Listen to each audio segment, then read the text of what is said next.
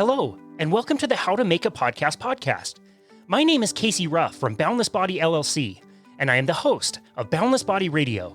Before October of 2020, I was not a podcaster. Now, I have recorded hundreds of episodes featuring incredible guests, created tons of helpful content, and have consistently generated thousands of downloads every month since I began. I'm just a regular dude trying to share a message, and now I'm ready to show you my process, my successes and failures, and everything I've learned along the way to help you start your own podcast. Together, we'll explore the entire process of having a podcasting idea and take it all the way to publishing your first episode and explore all the steps in between. Then, I'll give you all the tools that you will need so you can record as many episodes that you want to release after that. Podcasting is one of the most enriching skills I've ever added to my life, and I've learned a ton by talking with some of my heroes and sharing it with anyone who wants to join us on our journey. So, sit back, grab a notebook, take some notes, and welcome to the How to Make a podcast.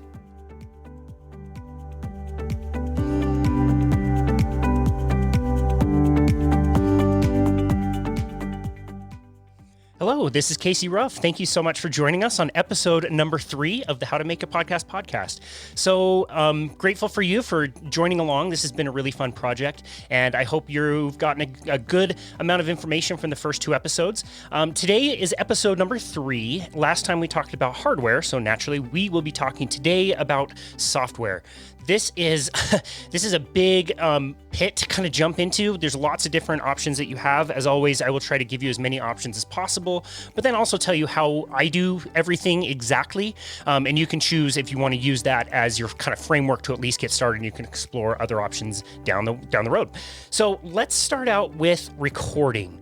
We need to decide and be really mindful early on how exactly you're going to be recording interviews with people, if that's the type of podcast you want to do. And you need to be really mindful and decide whether you are going to just do audio or whether you are also going to incorporate video with what you're trying to do.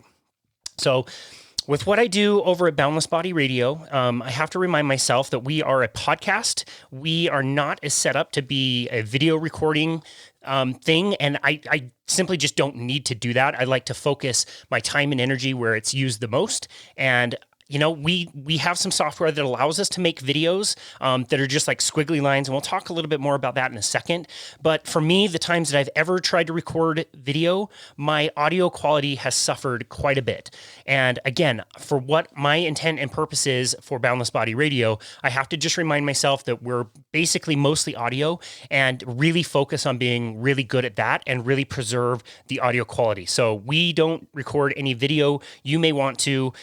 It's kind of interesting, like even just posting the audio file with the squiggly line on it, how many views it does get on YouTube. It's not a tremendous amount. I mean, if we have an episode that has, maybe let's say like 300 or 400 total downloads, we may only get maybe a 10th or maybe a 5th of that on YouTube. And it also really depends on the guest. So some guests, they have a big presence on YouTube.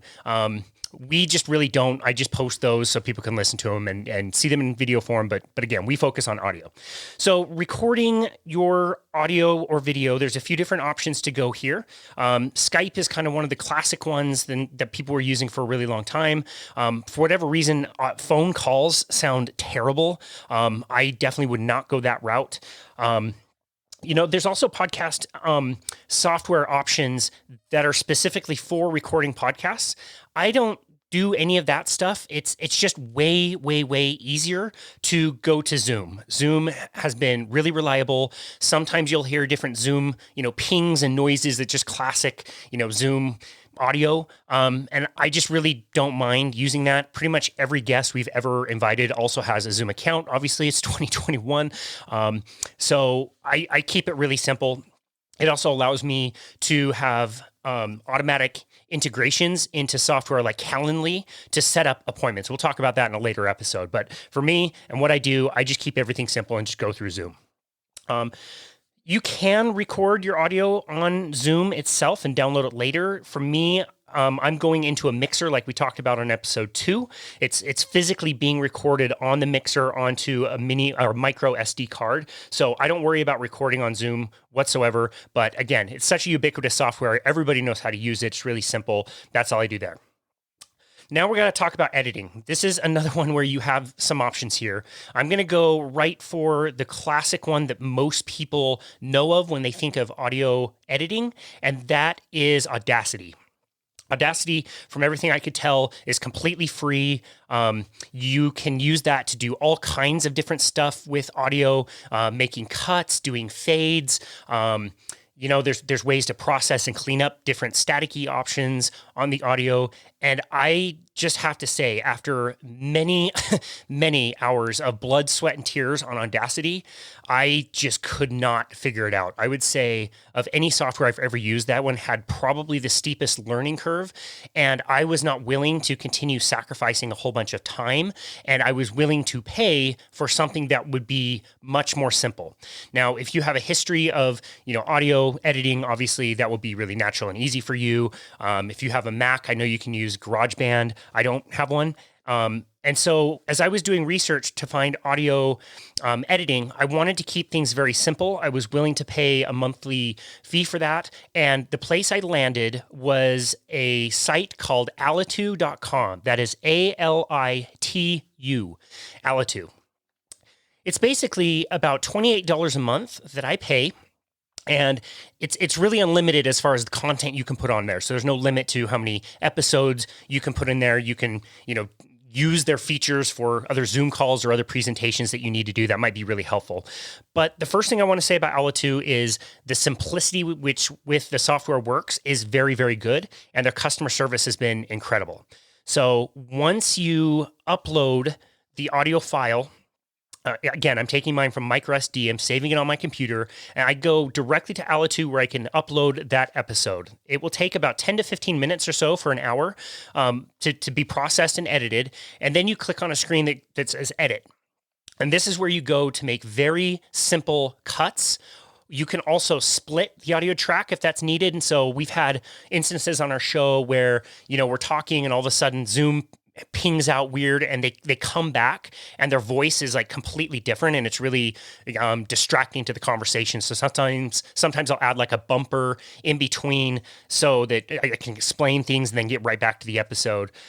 So splitting the audio, cutting the audio. And so if somebody goofs up, if my dogs, which they've already done once today, freak out in the background, you can cut those out. It makes it really, really, really simple to do those things.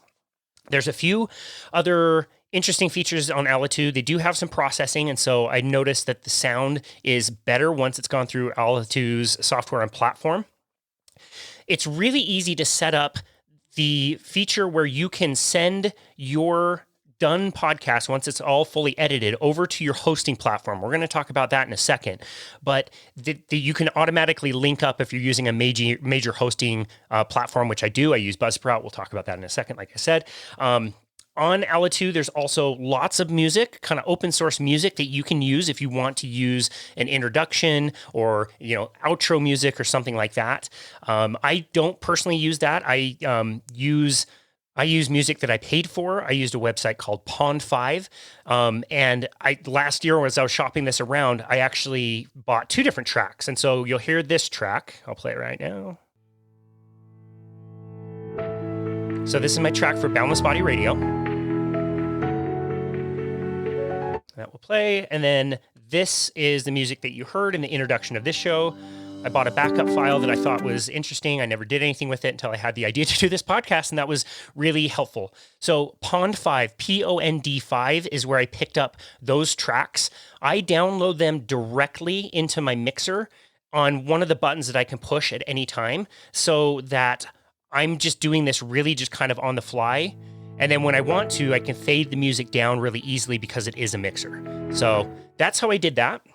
You have lots of options when it comes to, how you want to approach music, and Alitu does have a bunch of different tracks that you can use in your show if you like.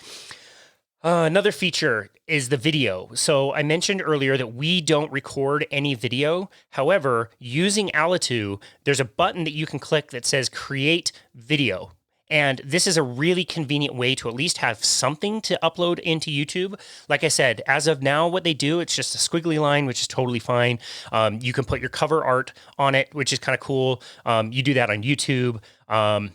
but it gives you a video file of the audio track, which I think is really convenient. And again, for me, I'm not going to screw around with trying to cut up a bunch of video. Audio is enough time that I want to be spending on that as well. So that's kind of Alitu, and that's why I went with them. Like I said, their features are very simple.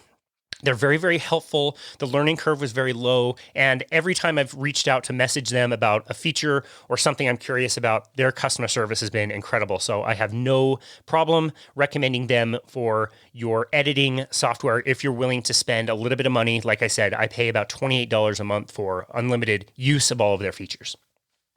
I do have to mention there's one more piece of software out there that I have found to be interesting and useful in certain situations, and that website is called Sone, S-O-N-E, Sone.com. And what they allow you to do is it basically does automatic processing for you. So static noises or if levels are off, it kind of brings them back into balance. That is completely free. I have no idea how or why they do that. But if I have, a Zoom call that the connection just wasn't that great and there's, a lot of audio problems or there's static on a person's end, I've had people on the other end of the telephone, you can totally tell when they're using wired Apple headphones as their microphone because it will like scratch against the microphone as they're talking like this. And it's so bloody annoying. And sometimes using multiple processing software options and running it through in different combinations of those, that can sometimes be pretty helpful. I've used them in a handful of episodes, and in certain situations it was helpful. So that again is S-O-N-E, and that is completely free, which is pretty cool. So now let's go on to hosting. So hosting basically gives you an area where your podcast lives. So this is where everything is stored. This is where all the stats are being tracked. This is where the podcast is being pushed out to different directories and all the different like platforms all over the place. There's a few of them out there. Like I said, do some research, see which one meets your needs the most. I thought Buzzsprout was the very best option that I could find for the price and for the amount of features that they have. So what you do is you submit your cover art. You have to upload an episode first before any of the directories will recognize you. And you say what kind of podcast it is. You say if there's a rating on it or not. And then there's a whole button that you can just push where it takes you to directories and it takes you through step by step by step of all the things you need to do to get listed as a podcast on different platforms. So the biggest one by far, obviously, is Apple. You should really work to get your podcast on Apple. That can take a few weeks. So keep that in mind. With this particular podcast, I submitted to Apple over a week ago, and I still have not heard back. Some of the other platforms are a lot faster. I would say the next best place that we get a lot of downloads would be Spotify or Google Podcasts. And each one of the process is a little bit different for each one of the platforms, but Buzzsprout makes it super easy. You click the button of where you want to get listed, and then it takes you through step by step what to do to get, your podcast out on multiple different directories, as many or as few as you like. Buzzsprout is also where I'm doing my episode notes. So this is, if you scroll to the bottom of a podcast, if you want to add links or references, I will always, in the outro, allow my guest to say where the best place to find them is. I will include that in the show notes. I will also go out of my way to link up anything or anyone that we talk about that I want to share some special love to. So we'll link those up there as well. That's where you do that, is on Buzzsprout. It's also where you can add a summary. You can also add hashtags if that can help get, people eyeballs on your show. And you can also schedule out all of your releases.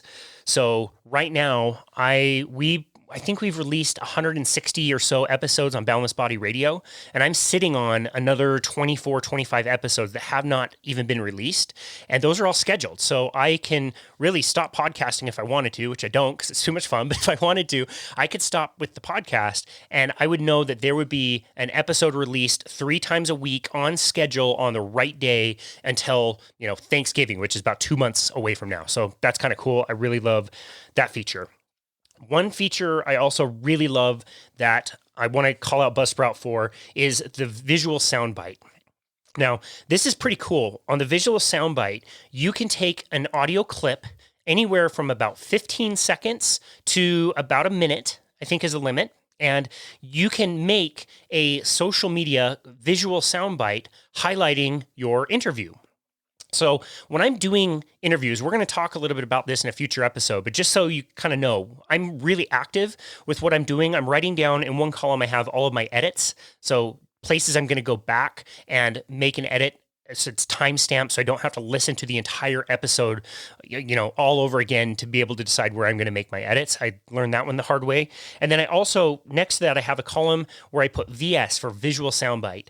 And man, every single episode, there will be this amazing string of consciousness that our guests have, and they're saying such an amazing point, and it's just chills or really hits home. I will timestamp that so that then I can go through Buzzsprout.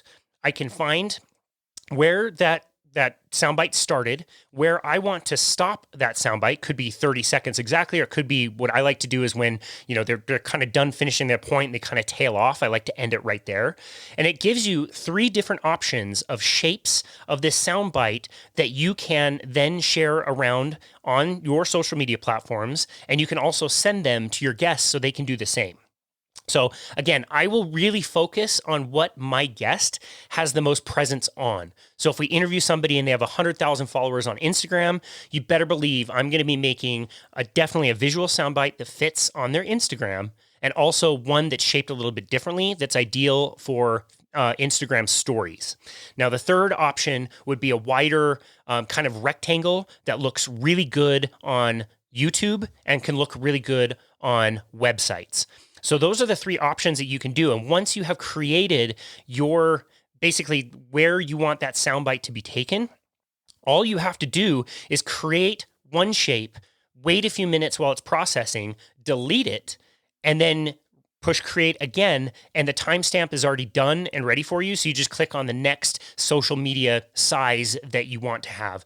And that's about it. That's been really fun. Again, that's another thing that it's going to have the guest photo, whatever you choose, or if it's your standard artwork. And then it's kind of a green line that bounces up and down. When I'm posting that, I like to include, hashtags and, make sure I'm tagging that person. So, they know to share it around if that's kind of the goal. But those are some of the things that Buzzsprout does. It keeps track of all your stats, like I said, which is really cool to see how many downloads you've gotten, where those downloads are coming from all over the world. I've been stunned. People in Timbuktu download our show. I have no idea how they even hear about us. It shows you what devices they are downloading them on. It also shows you which platforms people are using. So again, generally speaking, Apple is going to be the highest, but there's many, and it tracks all of that. So you can understand how to do the targeting and how you're going to get your message out to as many people as you like. We're going to talk about this again in a future episode, but I do want to just quickly mention there are also software programs online where you can meet and sync up with other people. You can pitch yourself to be a guest on other people's shows. You can also find people who are doing the same. They are pitching themselves and highlighting what they would like to talk about. They might have an introduction done for you, potential questions, things they've overcome, examples of other podcasts that they've been on. And, it's kind of cool. I found a bunch of people to interview that have been directly in my line of work and people that I kind of know of. It just gives me a nice way to reach out to them. And I've also met tons of people who I would never have contact with if I hadn't used a site like this. It's more indirectly related to what we do. So that's been really fun. I would love to call out Podmatch is one that's been really helpful. Podbooker is another one that's also been very helpful to find guests. And the third one that I really like is Guestio, Guistio. And again, you can create a profile both as a host or a guest and put yourself out there to find people that you would like to interview. So just wanted to leave that there. We're going to go into much greater detail in a future episode about how you can find great guests to interview, interviewing style, and all that stuff. Today, I wanted to focus just on the software, and that qualifies as software, so we talked about it. So anyway, those are some software things to consider. That's all I could think of for now. If I can think of anything else or things change down the road, I'll probably just add another audio file to this so you can stay up to date. But I hope that's helpful in getting you to your podcasting journey a little bit faster without having to go through everything that I did to go find some of this stuff. So until we talk again, happy podcasting.